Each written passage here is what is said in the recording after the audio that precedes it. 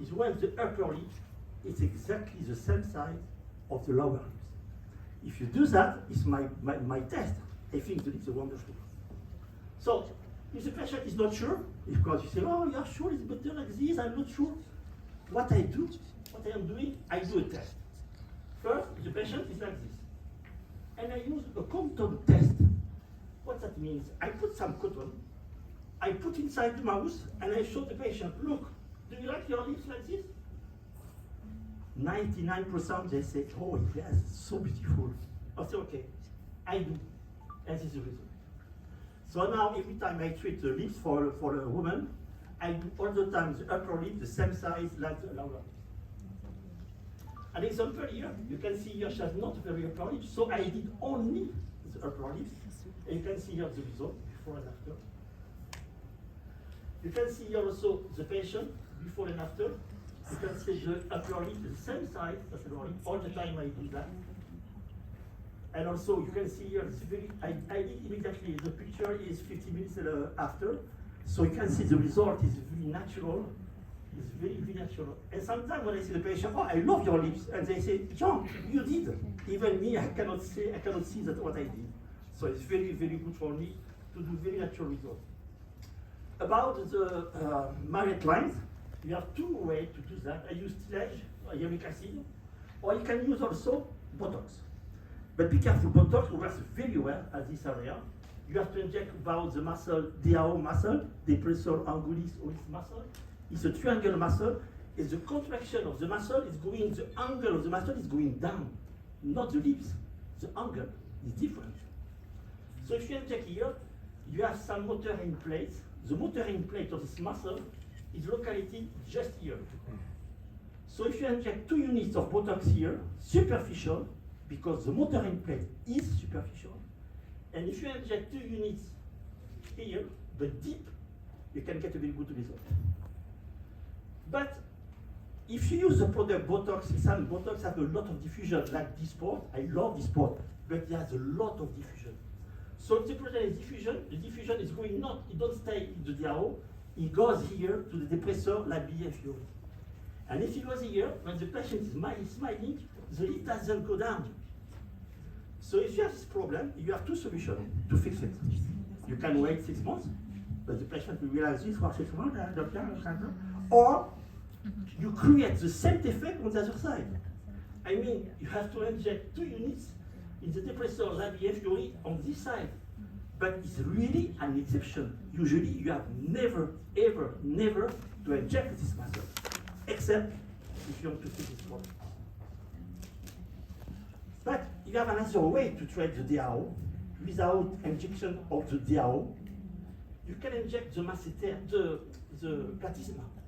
If you inject 3.1 year superficial, 1 year deep, 1 year deep, you can fix also the mild line without injecting the depressor angulis olis.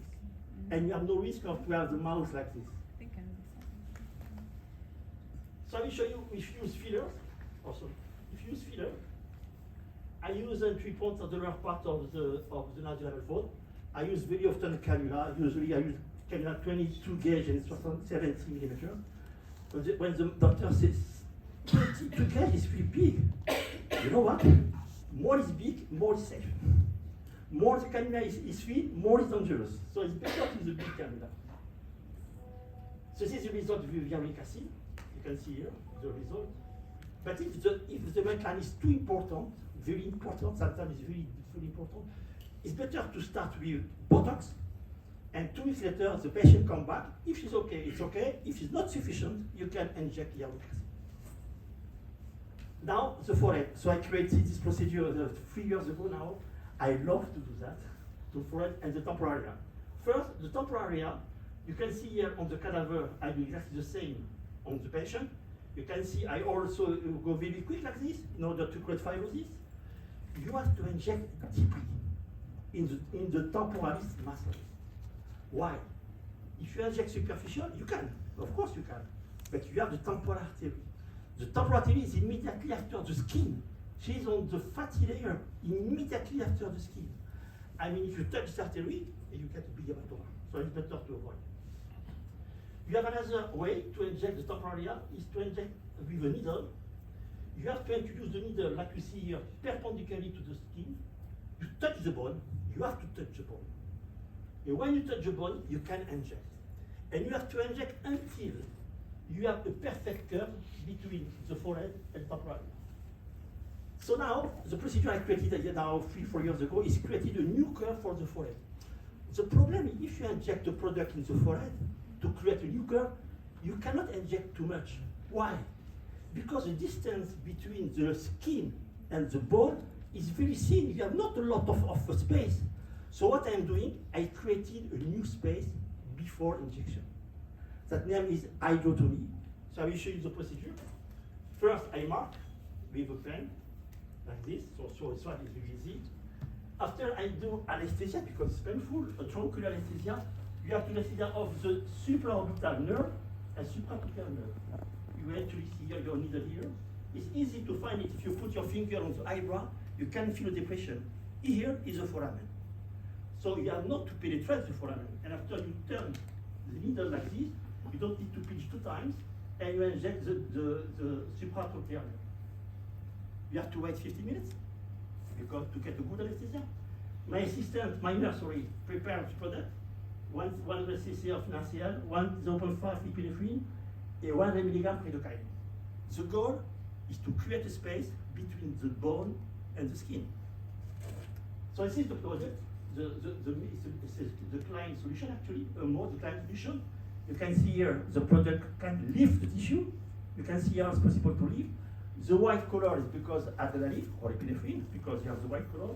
So that's it. I create a nice space between the skin and the forehead. Then you have to know to inject here. What is really important to inject the forehead? The danger for each part of the face, you have a danger here, is the supraorbital nerve and supratrochlear nerve. The supraorbital nerve go out of the foramen, is deep for 1 centimeter. And after, for all the forehead, is superficial. About the nerve supratrochlear, about the same. It goes out for the foramen here, it stays deep for 1 centimeter, then it perforates the colligator and is superficial near the forehead.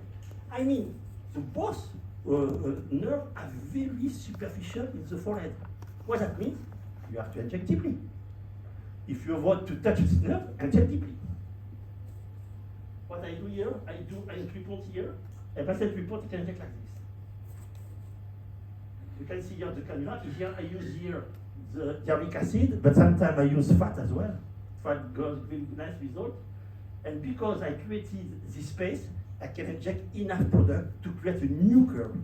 Because the fact to create this new curve makes the patient much more beautiful. I promise you. You can see some result later. So I inject like this. After I do the left side, of course. But the goal actually is to create one curve, only one curve between the forehead and the temporal area. And when you put your finger here and you go and you go down, you have not to feel any depression. After you have to massage the product. After I use this one I bought in the market because I didn't find it in the medical store, but it's sterile. I put in sterilization. But it's good to spread out the product. You can do that. You can do that. After you put some ice, because to avoid some swelling for 10-15 minutes. And when I just finish, you can see here, before the patient, I can see after the shape is so different. But I cannot get this one if I don't do an hydrotomy because the space is too thin. You can see here, I create a new curve between the forehead, the temporal area, and also the nose and the glabella. You have to create a perfect curve in all this area to create beauty of the upper face. This is a patient after 1 month. You can see how is the result. She was very natural. She had a perfect curve. On the left side, the same. On the right side, sorry. So it's very important I try on the cadaver, not on the patient, on the cadaver, to destroy the nerve and the vessel. When I use a needle, it's very easy to injure the nerve and the vessel. With the cannula, I cannot.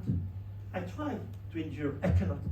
So that means it is very important in this area to use only cannula and never use needle. About the tear trough, I use 0.4. The teardrop here, I do, of course, on the cadaver and here on the patient. You have to choose. You can use the cannula, or you can use the needle. Here I use the cannula. You have to be deep. You have to inject under the souffle. The souffle is the part of fat you have under the orbicularis oculi. You have to inject deeply under the souffle. Just a little bit. You don't need to inject too much product because the space here is very small. And you can see you're going to inject a color product. The product was injected under the muscle, under the souffle. And you have to be deep when you inject this area. You have another possibility, is to inject with a needle exactly like the temporal area. You introduce the needle perpendicularly to your teardrop, you touch the bone, again, and when you touch the bone, you can inject. It's very easy procedure, so you use the cannula or use the needle. Some result is the result I did in Madrid, it was a demonstration. You can see immediately after, you can see your teardrop disappear. It's very important to remove the teardrop because when you have teardrop, the patient looks tired. And sometimes she said, I look tired, but I am not tired. So it's very important to treat the teardrop as well. But it's not enough to remove the teardrop.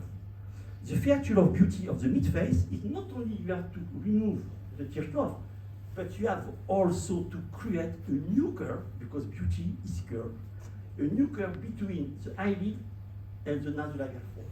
You have to do that. And I did. You can see here, of course I removed the teardrop, but I create this new curve. Another patient is the same, I remove all the teardrop. Now about the chin. The chin is very important in this case. I use 0.4 cc ionic acid. So I do always on the cadaver and on the model because it's important to work on the cadaver as well. And you can see here the injection has to be deep. I use very often the cannula. But to be honest, for the chin, you can also use a needle if you want. You can put directly your needle, you touch the bone and you inject. Both are good. But when I do a dissection of the cadaver, you can see here I remove the skin. After I remove the fatty layer, it's very thin at this level. And you can see here I use a color product to prove that my injection was very deep. It was under the muscle. So you can see, I told you, the feature of beauty of the lower part of the face is the upper eyelid are to be in the same lane of the chin. You see, she missed a lot of product of the chin. So you can see the difference later. Now, the chin is almost on the same lane of the upper. This is the feature of beauty of the lower part of the face. Now for the nose is so complicated, the nose. I inject 0.2 cc. When I have some colleagues, they say, I inject 2 cc in the nose. 2 cc? Oh my gosh. Usually I inject 0.2, 0.3, 0.5 is the maximum. That's why sometimes you have necrosis. But there is a video I will show you, the cadaver, look at the nose. You have a lot of vessels. The nose is a dangerous area because you have a lot of vessels, miss all the vessels. And all these vessels, nasolabial of the nose are connected with the supraorbital and supracochlear, and they are connected with the ophthalmic artery. So if you inject a product here, it can pass here, come here, and go to the artery ophthalmic, and the eye will be blind. That means if you want to be safe in the nose, I promise you, use the cannula. Of course, you can use a needle. It'd be nice for maybe 20, 100 patients, but one day it will happen. And if it happens, you can have a necrosis of the nose, so it's very, very bad. And the worst would be to be blind. It's very rare. It's true. It's very rare. But when you say patient is well, it's 0.15%. But when it happens to the patient, for her, it's 100%. So I use a cannula. I use a 3.0 here. I use a lidocaine without epinephrine. Never use epinephrine on the nose because of vasoconstriction and you can have necrosis. So only lidocaine without epinephrine. And after I use my cannula. In the past I used 27 gauge. Now I use only 25 gauge. It's better, 25 gauge. You can see my left hand. I pinch the nose in order to create the space when I want to inject. If not, you can have some bumps. So you have to do that. And after you massage, because the product is very soft, you can massage. I will show some results. It's very difficult because you can see the top of the nose is going down because the angle nasolabial is closed. So if you open this angle, you lift the top of the nose. And this is what I did. you can see after the nose is completely straight without surgery. You can see here for Asiatic people, they want exactly the nose like European. That means they want to enhance the dorsal. So it's very easy to do with always the cannula as well. You can do that. Another patient here, difficult nose, but with fillers, he can't do that, always cannula. And this one, when I did this one, I was thinking, oh no, I cannot. It's impossible. Why is it impossible? Because when you inject the product, it's an addition technique, because you had something. How is it possible to add something and to reduce?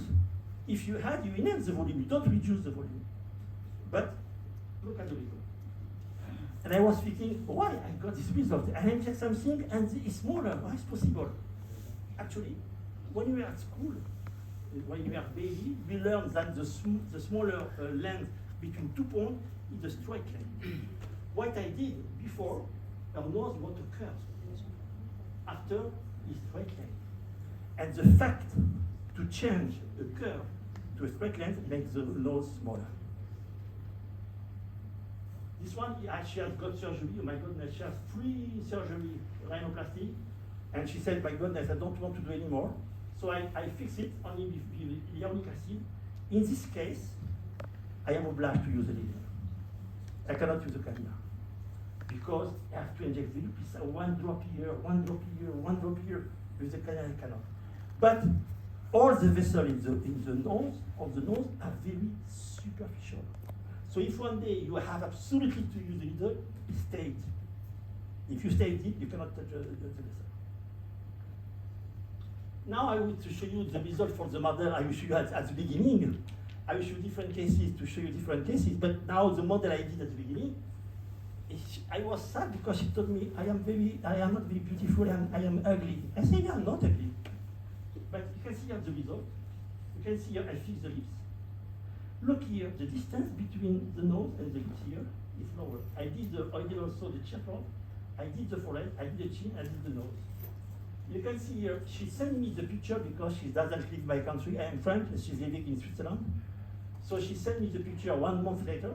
She's still beautiful. You can see on the first page, the result mostly for the nose. You can see the nose, I changed a lot. I use only 0.2 cc, 0.2. But the nose is very important because in the middle of the face and all the day. So it's very important to take care about it. You can see also as well, I reduce this part, I fix the lips, I fix also the marriage lines as well. And on the profile, you can see really the nose so different. The chin is the level here. I reduce here and I create this curve, and the teardrop almost disappear. And the patient sent me the picture. So I will show you in a different way. So I fix all what she wants. And she told me I'm very happy because she said recently, I am feeling beautiful. But for me, it's amazing. The patient said that. At the beginning, she said I'm very, very ugly. And now she said I'm feeling so beautiful. So it's so, for me, so important. And on the right side, I don't know if you know, for women, 100%, the left side is better than the right side. And for men, the right side, 1% is better than the left side. If you see me on this side, it's not by chance, because I choose. No, it's a joke. But it's true. And I have no time to explain why, because there is a reason. And I have no time to explain. So I don't want to say, she say, I am very happy about the result. Thank you, Jean-Pierre. And you see here the result at the end, after how it's possible to create beauty, very natural beauty, without surgery, only with filler, with small amount. At total, I use 5.2 cc. Why? It's 5.2, it's not 1.2 cc. But with this, I can fix everything. To finish, I will tell you what is the difference between the beauty and charm. A lot of people are confusing between beauty and charm. Beauty pleases the eyes. I mean, you can see the 2 results I am looking for. So beauty pleases the eye, and the charm pleases the heart. That means when you say someone is beautiful, handsome, you speak with your eyes. If you say he's charming, you speak with your heart. So it's so different. So I love an American proverb. It says beauty is in the eye of the beholder. That means a patient, a woman can feel that she's beautiful because the guy look at her. You can see her the ear. It's possible to. When she looks the girl, she relaxes and she don't fall down. I love this. And to finish, I am a teacher at University Paris Saint-Pétine, and we have created a new diploma. I am the director of the diploma. I keep in touch.